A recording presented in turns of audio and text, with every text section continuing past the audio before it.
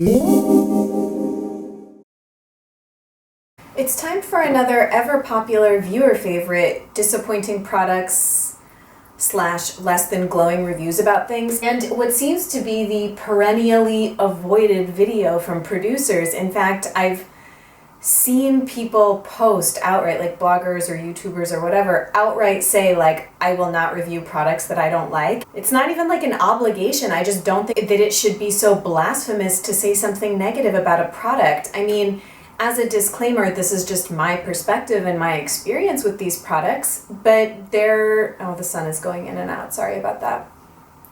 But I mean, I want to share both things that I love and things that didn't work out. Isn't that like the whole point of doing this? Oftentimes what happens is there'll be products from a line that don't work out for me, but there's other products in the line that I absolutely love. So it's usually nothing about the brand as a whole. Sometimes it is, but that's okay too. I mean, we live in a pluralistic world and some things are going to work and some things are not. So anyway, just wanted to get that out of the way and say I will always continue to do these videos. Again, they are just from my personal experience, and I'll try and tell you who I think they might be good for, why they didn't work for me, and things like that. And I would also obviously always welcome your thoughts and love to hear what you have to say, because when you are a content producer and you're making recommendations for people, you want them to be good recommendations and you want them to work across the board. And it's just everybody's very individual. People have different preferences, people have different constitutions. I have a small selection of things that I am getting rid of. They're not fully used up. Some of them are closer to being used up than others, but they're all things that I just am kind of disappointed in. So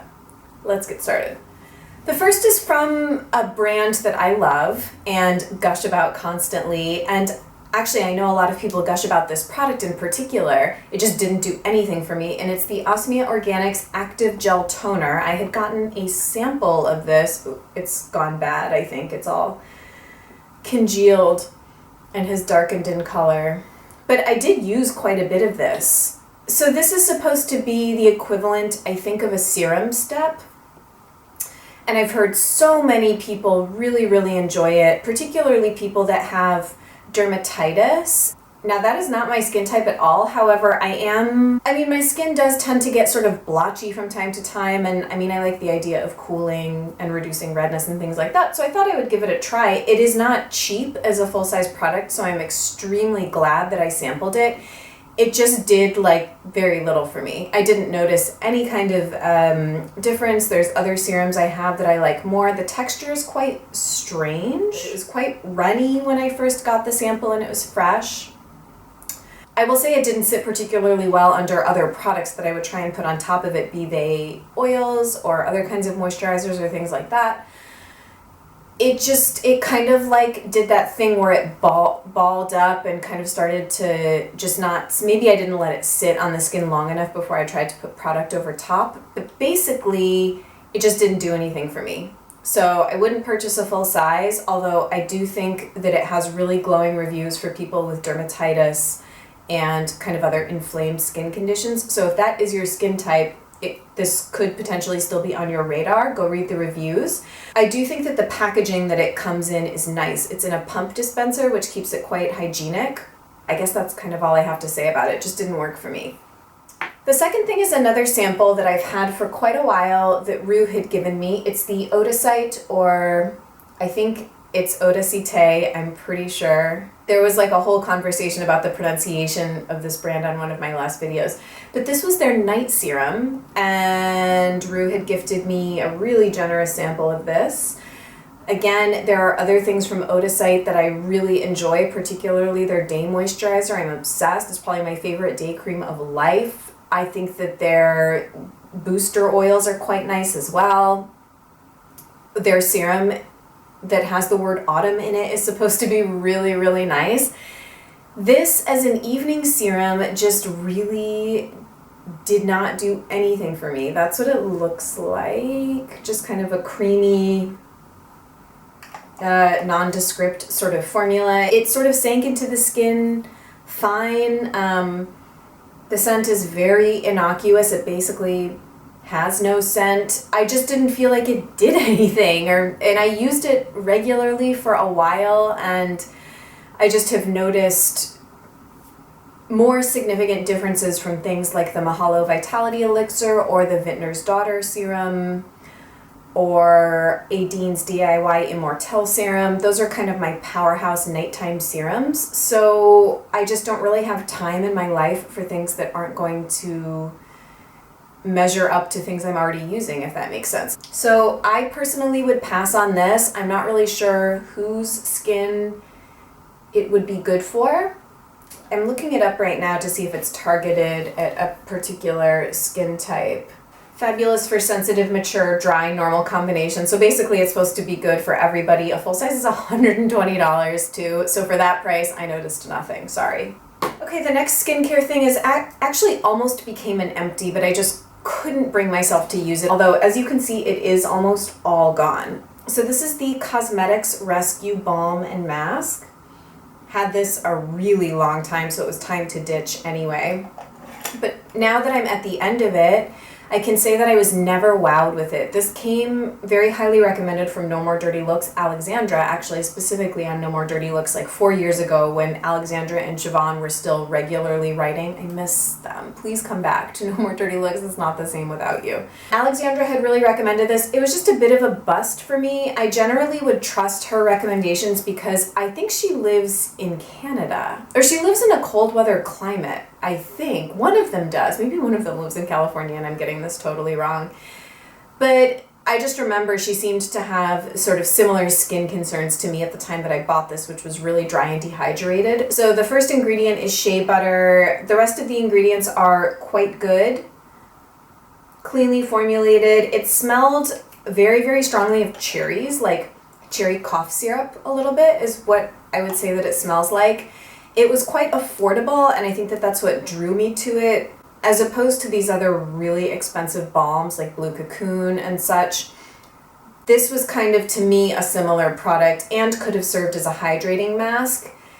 I never found that it did anything miraculous for my skin in terms of retaining moisture or really providing much benefit at all. I had ordered it off Dermstore. I wouldn't repurchase it. I wouldn't recommend it. Maybe there's some other good things from this cosmetics line, but I can say that as someone that is probably the target skin type for something like this, I don't think that it's very good, and I think that there's better products for probably not a lot more money. And it's also quite strongly scented. If you care to avoid strong scents, then this would not be the thing for you.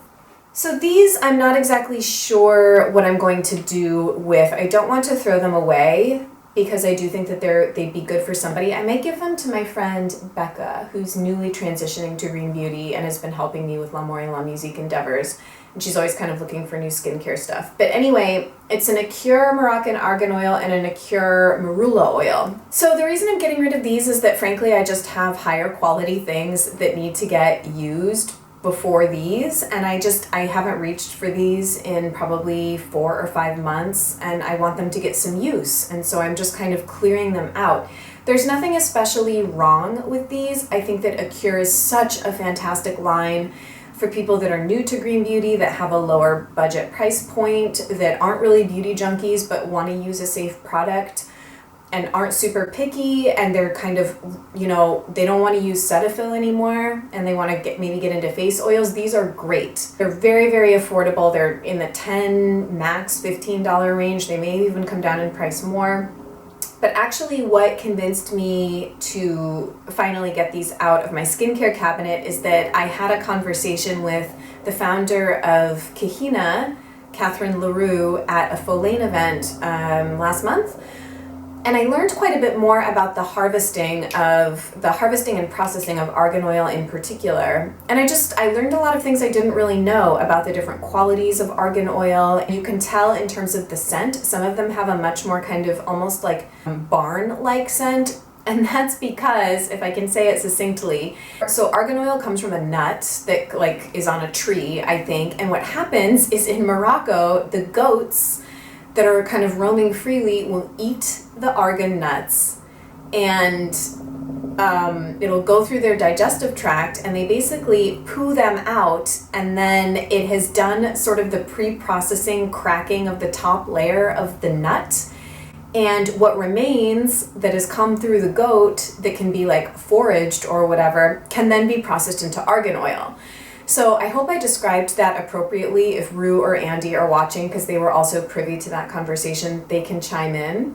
As you can imagine, Coquina is very picky about not getting argan oil that has come from that method of production. And I guess she has very trusted suppliers that she's used for a long time. And it is true, when I think about her argan oil in particular, it's not nearly as strongly scented, barn-like scent as something like this. That being said, I don't think that there's anything wrong with these per se. I think they're probably just not quite as potent. But I do think that they're kind of a nice basic moisturizer. And marula I know less about. I'll just say that it's a bit thicker than argan oil, so if you are dry skin prone, marula is slightly more moisturizing, I find, than argan oil. So maybe this would be a nice day and this would be a nice night thing. Yeah, I'm not even sure I'm disappointed in these. I just am clearing them out and will not be using them anymore. Now a few makeup things. So the first, I think I've alluded to not liking on Instagram. It's the Butter London Royal Navy Polish. I've tried to pawn this off on like everybody and nobody wants it. So yeah, I don't know what to do with it. I feel bad throwing it away because I used it probably like 2 or 3 times and the formula is still fine. But it's just a navy blue polish that looks really terrible on my skin tone. I don't really know what I was thinking when I bought this. I have kind of a muted blueberry polish by Lauren B. Beauty, Mulholland Drive, which I like so much better. So I'm basically just clearing out and don't want this anymore. Okay, this is a true disappointing product, which sucks because I think it was actually in a previous favorites video. It's the Georgie Lash Adhesive. You can still get this, I believe, on the Petit Vour shop. It's one of the more naturally formulated eyelash glues. Truthfully, I don't wear fake lashes too much anymore.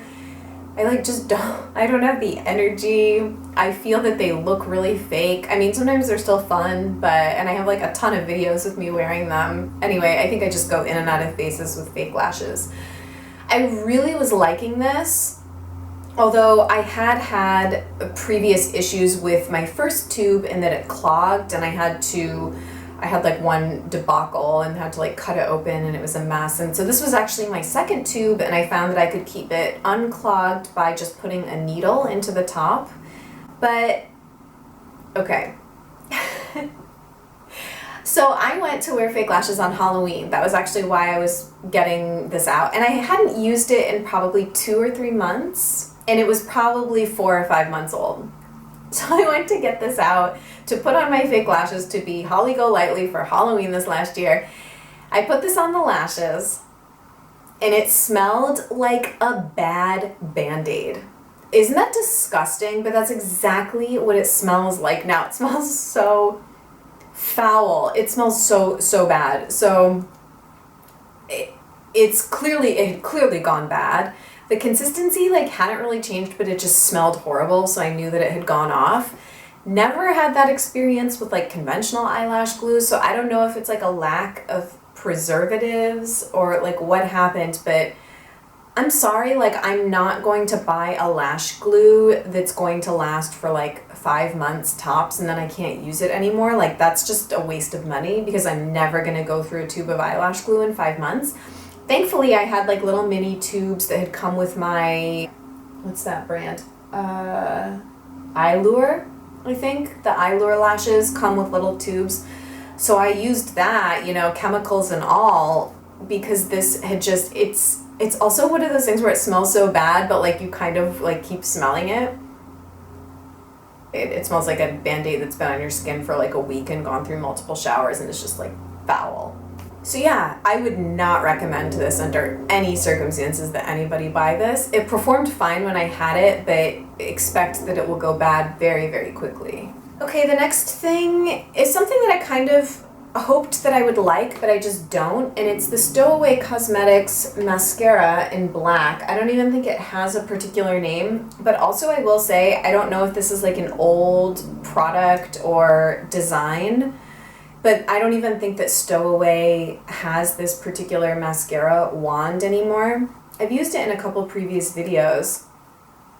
They're a brand that I really like the concept of. They do use more natural ingredients, and their whole shtick is that they make smaller sized makeup that's kind of a more realistic amount for you to go through so that you can try different things and whatever. So it's kind of a cute idea.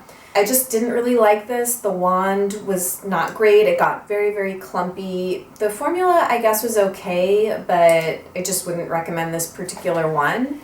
Then the last thing I'm sort of upset about, and this is not a final word on this product because I think I still need to play around with it a little bit more, and it's the Jane Iredale lip liner in Spice. I purchased this and showed it in a previous Mercedes shops, and I was really, really excited about it because it's like a cult green beauty product, and it just makes me look a little bit dead.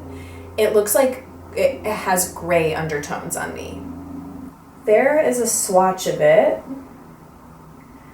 And this is kind of I can imagine on warmer skin tones it probably looks amazing. Kind of like a mauve-y, very fall appropriate, you know what I'm about to say, Kylie Jenner-esque look. But when I put it on my lips, it pulls so gray.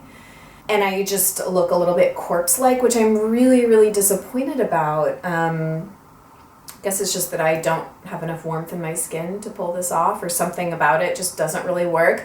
I can get it to work depending on what other lip products I pair with it, but just out of the gate, it's not a super flattering color on me, so I'm disappointed. I would still like something like this that's better suited to my coloring, so if you have any recs, please let me know. So I think that that's going to do it today. I hope you really appreciated hearing these very honest reviews of these products.